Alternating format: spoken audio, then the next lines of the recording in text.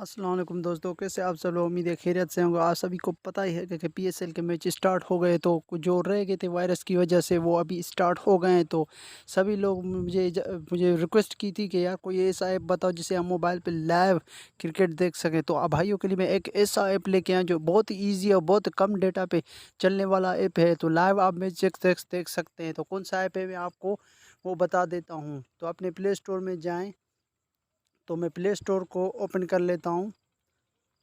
तो आप play store में जाएं और मैं देखता हूँ कि कौन सा ऐप है। तो आपने लिख देना है PSL लाइव।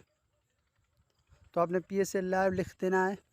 और जो ये मैं दिखा रहा हूँ आपको, ये जो PSL लाइव लिखा है, तो आपने इसके ऊपर क्लिक करना है।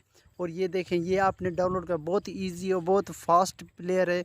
तो बहुत ही अच्छा चलता है। तो ये आपने डाउनलोड कर लेना है और ये इस्तेमाल करना है। मैं खुद ये इस्तेमाल करता हूँ। आप लाइव मैच देखना चाहते हैं तो ये इस्तेमाल करिए। तो मुझे इजाज़त दीजिए, मैं मिलूँगा आपको दूसरी वीडियो में। तो खुदा हाफिज़।